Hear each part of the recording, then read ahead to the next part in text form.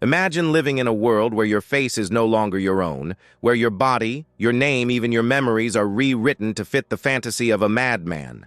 This is not fiction. This is history, and at its heart is a boy named Sporus. In the shadow of ancient Rome's marble palaces and blood-stained politics, one of the empire's darkest and most disturbing tales unfolded not on the battlefield, but behind closed doors in the private chambers of Emperor Nero. It is a story of obsession disguised as love grief, weaponized into control and power so absolute it dared to defy nature itself. Sporus was only a teenager when he caught the eye of the most powerful man in the world. His resemblance to the emperor's dead wife triggered a chain of horrors that would strip him of his identity, reshape his body, and trap him in a role he never chose, the role of empress. What followed was not simply abuse. It was theater imperial pageantry, played out in gowns, gold, and silence, a forced marriage, a public performance, a life rewritten. This is the forgotten story of the boy who became a bride. A story not just about the cruelty of an emperor, but about the resilience of a human spirit cornered by history. Because sometimes the most haunting tragedies aren't found in war or conquest, but in the quiet suffering of someone who was never allowed to be himself. Imagine this. You're walking through the marble streets of ancient Rome in the year 67 AD. The sun glints off polished statues, the scent of incense lingers in the air, and the people around you part in silence as a royal procession passes. At the center of it all is Emperor Nero, radiant in purple robes, hand in hand with a striking young woman adorned in silks and emeralds. Whispers ripple through the crowd. You lean in, and someone beside you murmurs the unthinkable, "That is not a woman. That is Sporus, a boy." What follows is not merely a story of imperial decadence, but of one human soul caught in the jaws of unchecked power. Sporus, a teenage boy plucked from palace life, became the unwilling centerpiece of an emperor's delusion. Transformed, mutilated, and paraded as the resurrected image of Nero's dead wife, he was forced to live, not as himself, but as a shadow and illusion crafted to soothe one man's madness. This is not just history. It is a psychological portrait of obsession disguised as love of identity, erased beneath the weight of imperial grief and of the quiet, almost invisible resilience of someone who refused in the end to be reduced to a role he never chose. This is the story of Sporus, the boy who was made to be an empress, and whose final act of defiance ensures that he is remembered not just as a footnote, but as a haunting human echo from Rome's darkest corridors. You weave through the marble colonnades of the Roman Forum on a warm spring afternoon in 67 AD, craning your neck for a better look at the procession ahead. There, under a canopy stitched with golden thread, strides Emperor Nero, the most powerful man on earth, hand in hand with a striking young woman in shimmering pearls. Vendors fall silent, senators whisper beneath their togas, and you feel an icy shiver travel down your spine. Everyone around you knows a secret you have just learned. The radiant bride beside the emperor was born a boy named Sporus, and this spectacle is only the latest turn in a story soaked in obsession and cruelty. Before you can process that revelation, the scene melts away, and you are pulled back in time a few years to meet the man whose passions shaped an empire. When Nero first donned the purple at just 16, you might have believed Rome had stumbled into a second golden age. You would have cheered as he slashed burdensome taxes and filled the city with free theater and chariot races, even jumping onto the stage himself to sing heroic verses that left commoners roaring with delight. For a brief shining moment, you could have called him a people's prince. But absolute power gnaws at the mind like acid. By the middle of the decade, you watch Nero drift into paranoia, senators executed on whispers, rivals forced to open their veins, the gaze of every statue seemingly fixed on the young Caesar. And always somewhere in the background stands the woman he cannot bear to lose, Poppaea Sabina. You first see Poppaea at a banquet, her laughter rising above the lyres.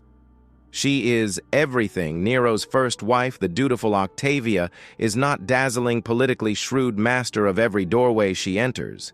Nero's infatuation hits him like divine thunder. He will divorce Octavia, smear her as barren, and ship her off to an island in chains. All so he can place Poppaea on the imperial throne and drape her in emeralds from as far away as the Indus. From your vantage point inside the palace corridors, you notice the subtle shift guards stationed at Poppaea's door, not for safety, but for surveillance courtiers coached never to praise her beauty too loudly, lest Nero erupt in jealous rage. Sculptors work day and night. Every hallway sprouts marble replicas of her face, so the emperor can adore her likeness even when she sleeps. Love has curdled into possession, and possession is sliding toward madness. Poppaea, though, is no trembling flower. She challenges Nero on policy, teases his singing when he flubs a note, and dares to demand he spend less on pageants and more on Rome's aqueducts. You hear their arguments echo through the palace, fiery, passionate, dangerous. One summer evening in 65 AD, the fight is worse than usual. Sources will disagree over the trigger Nero's endless rehearsals, his lateness from the circus, Maximus, but you know how it ends. In a blind fury, Nero drives his sandal hard into Poppaea's pregnant belly. She crumples onto the mosaic floor, gasping for air that never comes. By dawn, both she and the unborn heir are dead. You witness a god-emperor unravel. Nero prostrates himself beside the body, kissing her blood-stained hair, screaming at physicians to reverse the irreversible. When they fail, he orders a monumental tomb of polished Luna marble and declares Poppaea a deity. In the courts, you must speak of her in present tense as if the empress were sipping wine in the next room. Nero wanders the palace nights on end, murmuring to empty corridors, convinced her spirit lingers just out of sight. Weeks pass, then months. One humid afternoon, you notice a young palace freedman delivering scrolls to the treasury. His name is Sporus, slender, delicate features, large almond eyes uncannily like the dead empress. You feel Nero's gaze land on the boy and hold. In that instant, the grief-stricken emperor believes he has found an escape hatch from his agony, a living vessel in which Poppaea might be reborn. You sense the air thicken with dread, and Sporus, though still unaware, has stepped onto a path from which there is no return. You watch the palace take on a strange, fevered energy in the weeks that follow. Nero's sorrow, once mournful, now simmers with anticipation. Whispers flutter through the halls like moths.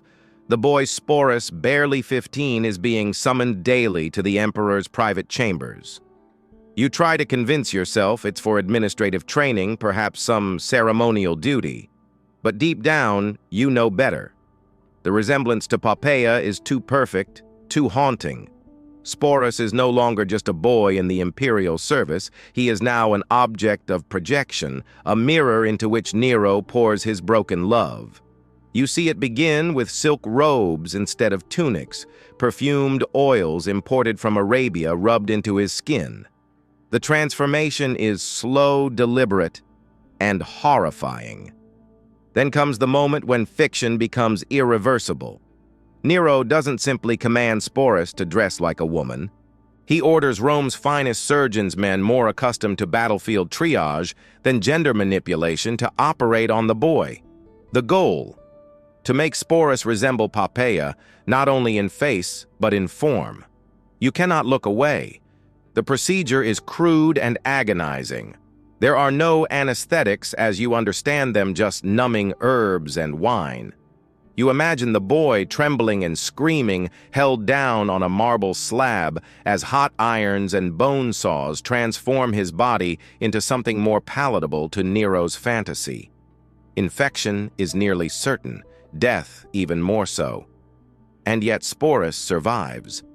But the boy who leaves the recovery chamber is not the same one who entered it. He is no longer a free young man, nor fully male in the eyes of Roman society. He is something new, something unnatural crafted not born, a living monument to imperial grief.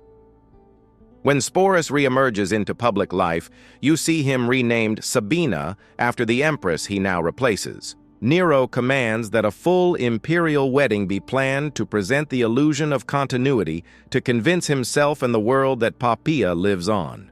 Preparations for the ceremony are breathtaking in their scale. Tailors create gowns that cling just right, disguising Sporus's masculine frame beneath layers of embroidered illusion. Jewelers affix sapphires and emeralds to tiaras that once graced the real Poppaea's brow. Makeup artists teach him to paint his face with crushed berries and powdered minerals, red lips, darkened eyes, and pale cheeks like a porcelain statue. Hairdressers spend hours each day curling and pinning his locks into elaborate styles borrowed from Eastern queens. You see Sporus standing motionless for hours, eyes distant, as if his spirit is hiding somewhere far from his body. But perhaps the cruelest lessons come from the behavioral tutors. Sporus is taught to move with a delicate sway, to keep his voice light, to bow his head when men speak, to laugh in a way that flatters but never interrupts. He's shown how to weep with dignity, to flutter a hand toward his heart, as though overwhelmed with love. He is not learning to live.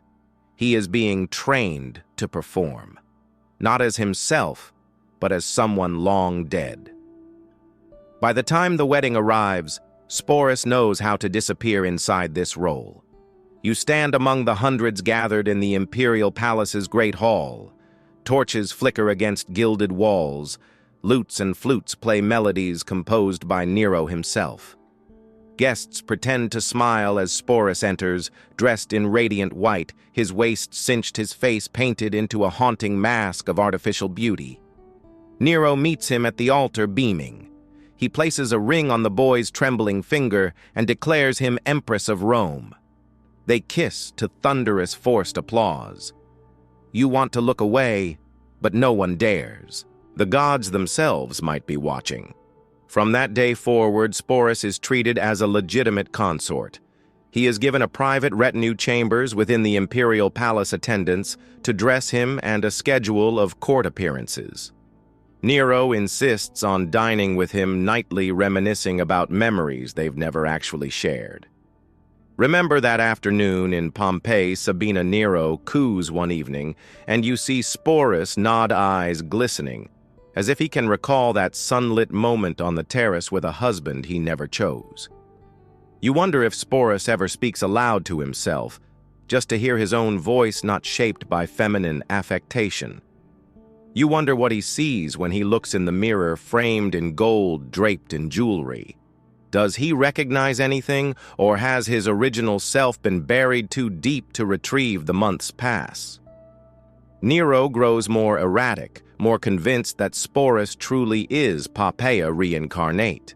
When he sings in public contests, declaring himself the world's greatest performer, Sporus is made to sit in the front row, clapping and weeping on cue. At imperial banquets, he is paraded as the loyal empress, every movement choreographed, every glance carefully measured. And then, Nero decides to take the show on the road. You travel with the imperial court to Greece, where Nero intends to compete in a series of musical and athletic competitions. The emperor fancies himself a god of the arts, Apollo reborn, and who better to accompany him than Sabina, the wife who proves his power over life and death. Greek nobles, baffled and polite, bow and offer gifts. Behind their veils, they whisper about the strange boy empress who clutches Nero's arm and never speaks unless spoken to. You see the recognition in their eyes. They understand this is not a love story, but a long, slow crucifixion dressed in silk. And yet Sporus never falters. He keeps playing the role. Because to stop would mean death. But back in Rome, something is shifting. The empire, groaning under the weight of Nero's excess, begins to rebel. Governors raise legions. The Praetorian Guard defects. The Senate declares Nero a public enemy. The emperor flees, and you are among the few who witness the final unraveling. Sporus, still in full imperial garb, rides at his side. Even as Nero plots his own suicide in a quiet villa, he keeps Sporus nearby, his living doll, his last tether to a world he controlled. And when Nero dies by his own hand, Sporus is left behind alone and unprotected. When Nero breathes his last in the summer of 68 AD, driving a dagger into his own throat before capture, the empire stumbles forward. But Sporus, now the most visible ghost of a fallen regime, is trapped in the wreckage. You find him still clad in the trappings of an empress, but without the shield of Nero's favor. And now, without an emperor, Sporus becomes something else entirely, a token of shame, a living reminder of one man's madness and a curiosity others will seek to possess. You watch as he is taken into the custody of Nymphidius Sabinus, the Praetorian Guard's new commander. To the public, Nymphidius claims loyalty to Galba, the next man to seize the throne. But behind palace walls, he continues Nero's twisted fantasy. He refers to Sporus as Sabina, insists he wear the same gowns, even stages dinners where Sporus is expected to act as a grieving widow. And Sporus obeys. What choice does he have? You see in his eyes the weight of every survival decision, every learned gesture and nod. He plays the part, again, because the alternative, being discarded, imprisoned, or worse, is always just around the corner. But Rome isn't finished collapsing. When Nymphidius is murdered, Sporus changes hands once again, passed like jewelry from man to man. First to Otho, then to Vitellius, both imperial hopefuls, hungry for legitimacy and spectacle. None of them love him. None of them know who he really is. They only see what Nero saw, a living symbol, a twisted ornament of empire. Under Vitellius, the horror reaches its peak. You're present, hidden among the crowd in the Colosseum, when word spreads of an upcoming spectacle so perverse that even jaded Roman citizens pause. Vitellius, drunk on power, announces that Sporus will perform in a live reenactment of the myth of Proserpina, the goddess kidnapped and violated by Pluto, dragged to the underworld. A rape scene played out for entertainment. And Sporus, once empress, once a child, once a boy, will be the centerpiece. The horror of it settles over the city like ash. For Sporus, it's a death sentence cloaked in theater. You don't see him in public after that. Rumors say he's vanished. Others say he's been quietly imprisoned until the performance. But then a few mornings later, the news spreads. Sporus is dead. No procession. No funeral. No monument. You find out how it happened through whispers among freedmen and servants. Poison, they say. A quiet, deliberate choice. He refused to be violated again. He refused to be paraded one last time. He would rather disappear on his own terms. Sporus dies sometime in 69 AD, likely no older than 20, the same age as many Roman soldiers, senators' sons, and newlywed brides. But no one writes songs for him. No sculptor carves his likeness into marble. Even the historians who mention him often do so mockingly, reducing him to a footnote in Nero's reign of depravity. But you remember the boy in the silk gown learning to walk like a queen while his soul was slowly extinguished. You remember the imperial wedding where everyone applauded a lie. You remember the daily masquerade, the forced smiles, the pain disguised as pageantry. And you remember that in the end, Sporus chose his own fate. For the first time in years, he said no, not with words, but with finality. It's easy to forget people like Sporus when telling stories of emperors and battles. History, after all, prefers its heroes powerful and its tragedies grand. But Sporus was neither powerful nor grand. He was a boy stripped of identity, sculpted into a replica, and discarded when the fantasy no longer served. His life is a footnote only because those who wrote history saw him as unimportant. But you know better now. His story is a mirror held up to the darkest corners of power. It shows what happens when one man's grief is allowed to override another's humanity. When love curdles into control. When someone becomes so desperate to reverse loss that they try to manufacture the past, no matter the cost. Sporus reminds you that cruelty often wears the mask of beauty, that silence doesn't mean consent, and that even in a world built on domination, the smallest act of resistance, a whispered no, a final choice, can echo louder than any imperial decree. He lived as someone else's fantasy, but he died as himself, and that in the end is worth remembering.